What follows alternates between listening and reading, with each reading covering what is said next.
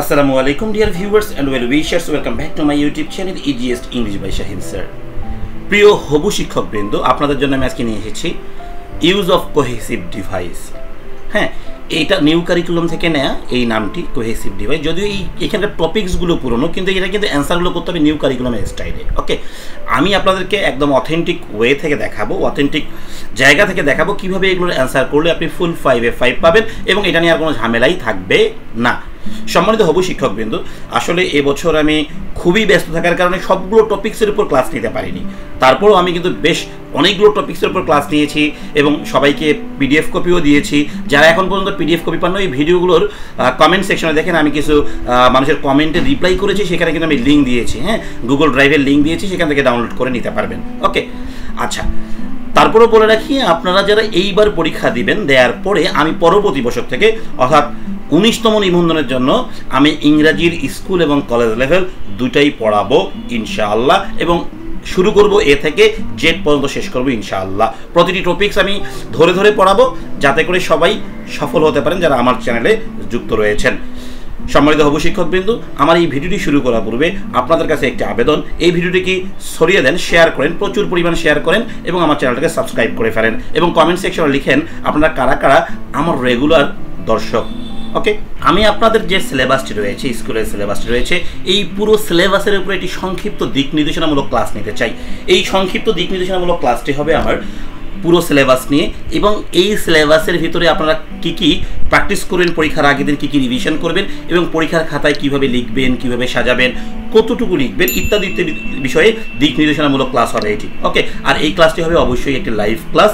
এই লাইভ ক্লাসটি হবে ইউটিউবে। আপনারা যারা এই ইউটিউবে লাইভ ক্লাসটিতে জয়েন করতে চান, এই ক্লাসটি আমি আজকে দিতে চাই, আজকে রাত 9টার পরে, অর্থাৎ 9টা থেকে 10টার মধ্যে। আমি টাইমটা ফিক্সড আপনাদেরকে জানিয়ে দিব, বা আপনারা কমেন্ট করতে পারেন স্যার কোন টাইমে হলে ভালো হয়। ওকে, তবে শর্ত হচ্ছে একটাই, অবশ্যই লাইভে অংশগ্রহণকারী যদি 50 জন হয়, অর্থাৎ কমেন্টে যদি 50 জন কমেন্ট করেন, তাহলে আমি আপনাদেরকে একটা দিক নির্দেশনা দিব ইনশাআল্লাহ।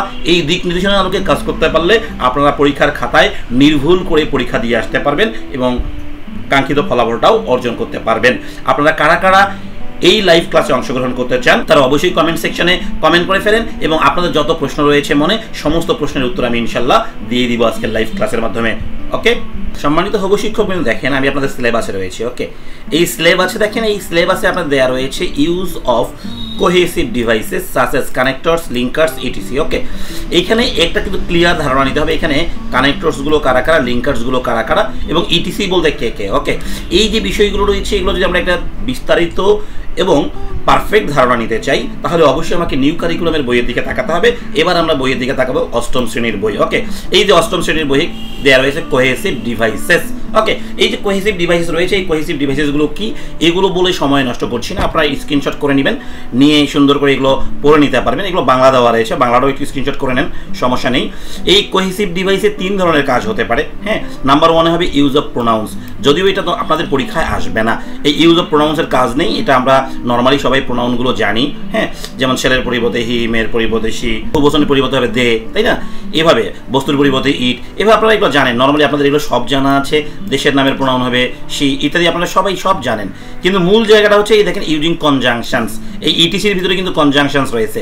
সো আমাকে এখানে কনজাংশনস ইউজ করাটা জানতে হবে, আর এই কনজাংশনসগুলো কারা কারা সেগুলো আমাকে জানতে হবে। এটা কিন্তু একটা শর্ট ফর্মুলা দিয়ে রেখেছে, ফ্যান বয়েস। আমি আবার বলছি কি দিয়েছে, ফ্যান বয়েস। এই কথাটা শুধু মুখস্থ রাখবেন, ফ্যান বয়েস। এই এফতে হলো ফর, দেখেন এফতে ফর, এতে অ্যান্ড, এন ফর নর, বি ফর হচ্ছে বাট, ও ফর হচ্ছে অর, ওয়াই ফর হচ্ছে ইয়েট। ওকে, আচ্ছা দেখেন এস ফর হচ্ছে সো এই যে কয়েকটা রয়েছে ফ্যান বয়েসে মাত্র 7টা, এই 7টা কিন্তু আমাদের কনজাংশন ইউজ করতে হবে এবারের কারিকুলাম অনুযায়ী। সো এই 7টা আমাদের যদি অ্যান্সার করতে হয় তাহলে আমরা বুঝতে পারতেছি এটা কিভাবে অ্যান্সার করতে হবে। ওকে, তাহলে এইবার আমরা দেখলাম কনজাংশন, এবার দেখবো আমরা হচ্ছে কানেক্টরসগুলো। কী কী কানেক্টরসগুলো আমাদের ইউজ করে দেখেন, কানেক্টরস অর লিঙ্কিং ওয়ার্ডস। এই যে কানেক্টরস বা লিঙ্কিং ওয়ার্ডসের একটা তালিকা দেওয়া রয়েছে এবং এবার পারপাসগুলো বলা রয়েছে, কোন জায়গায় আপনারা কী ইউজ করবেন।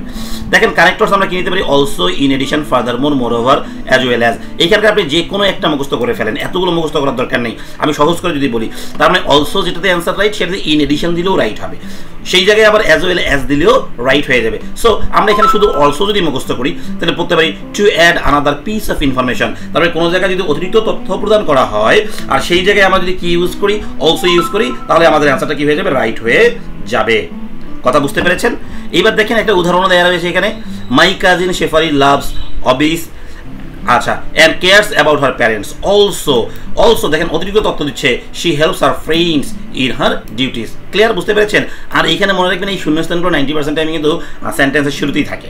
ওকে, এবার দেখি কম্পেয়ার। কোনো কিছু কম্পেয়ার করার জন্য আপনি likewise, similarly, in the same way, এইখানকার যে কোনো একটা মুখস্থ করে নিলেন। ওকে, লাইকওয়াইজ যদি আমরা মুখস্থ করি তাহলে এইটা লাইকওয়াইজটা কিসের জন্য, কম্পেয়ারের জন্য। তাহলে কম্পেয়ার যখন হবে তখন কম্পেয়ারের ব্যাপারটা হবে এরকম, দেখেন, my mother loves tea with sugar although she is a diabetic patient, likewise, হ্যাঁ, she loves to taste sweets. দেখা যাচ্ছে ওই যে চায়ে চিনি খেতে পছন্দ করেন, সেম একইভাবে কম্পেয়ার করার জন্য বলছে উনি মিষ্টিও পছন্দ করেন। আর কন্ট্রাস্টের জন্য কি আছে দেখেন, although, however, on the contrary.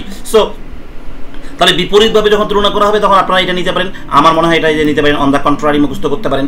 এবার যে কোনো এক্সাম্পল দেওয়ার জন্য আমরা মুখস্থ করি, for example, such as, for instance, like. আপনাদের জন্য বেস্ট হবে সবসময় ফর ইনস্ট্যান্স নেবেন। ওকে, নিলেন ফর ইনস্ট্যান্স যখন নেবেন তাহলে এটা কি কখনো যদি উদাহরণ দেওয়ার প্রয়োজন পড়ে, এক্সাম্পল দেওয়ার প্রয়োজন পড়ে, তখন আপনারা এগুলো ইউজ করবেন। ওকে, বুঝতে পেরেছেন?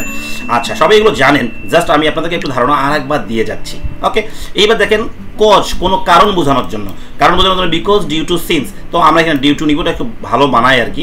তাহলে টু শো কজের জন্য যখন কোথাও আমরা কজ দেখাবো তাহলে কি দিব বলুন দেখি, বিকজ, ডিউ টু অথবা সিন্স।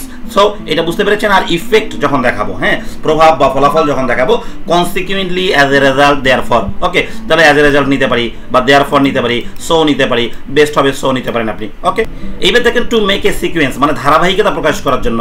এই ধারাবাহিকতা প্রকাশ করার জন্য আপনারা নিতে পারেন ফার্স্টলি, সেকেন্ডলি, থার্ডলি, এরপরে ফোর্থলি, ফিফথলি হতে পারে। এতগুলো তার আপনার আসবে না, এখান থেকে একটা আসবে। সো এখানকার আপনি এইগুলো দেখে নেবেন একটু, ধারাবাহিকতা বোঝানোর জন্য কখন কি হচ্ছে।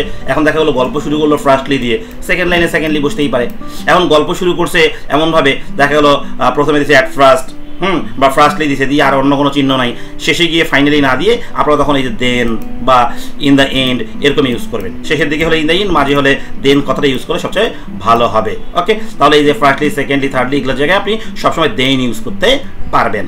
ওকে, এবার দেখেন পার্টিকুলারলি, স্পেশালি, মেইনলি এগুলো ব্যবহার করবে টু গিভ ইমফেসিস, কোনো কিছুর উপর জোর দেওয়ার জন্য। ওকে, যখন আপনি কোনো বিষয়ের উপরে স্পেশালভাবে জোর দিবেন তখন আপনি এগুলো ইউজ করতে পারেন। এতগুলো মুখস্থ না করে মুখস্থ করলেন পার্টিকুলারলি, এনাফ এই পরীক্ষার জন্য।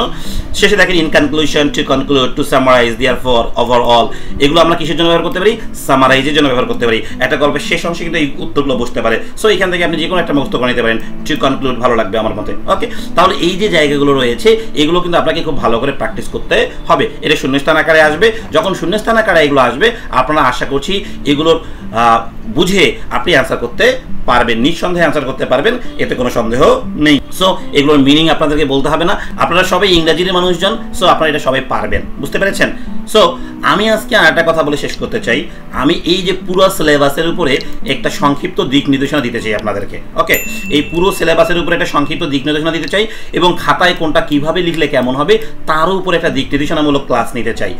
এই ক্লাসটাতে যদি আপনারা অংশগ্রহণ করতে চান, আমি লাইভ ক্লাস নিব। ওকে, ইউটিউবে লাইভ ক্লাস নিব। আপনারা কারা কারা অংশগ্রহণ করতে চান, অংশগ্রহণকারী যদি 50+ হয়ে যায় ইনশাল্লাহ আমি এই লাইভ ক্লাসটা নিব এবং টাইমটাও আপনাদের জানিয়ে দিব। এবং চাইলে আপনারাও টাইমগুলো শেয়ার করতে পারেন, কোন টাইম হলে ভালো হয়, সেটা আজকে রাতে হলে বা কালকে হলে কোনো প্রবলেম নেই, তবে আজকে হলে আমার জন্য ভালো হয়। আপনারা একটু দেখেন বা আপনাদের জন্য ভালো হবে একটু গোছানোভাবে প্রিপারেশন নেওয়ার জন্য। সো আপনারা যারা এই লাইভ ক্লাসটি চান তারা অবশ্যই কমেন্ট সেকশনে কমেন্ট করতে থাকেন।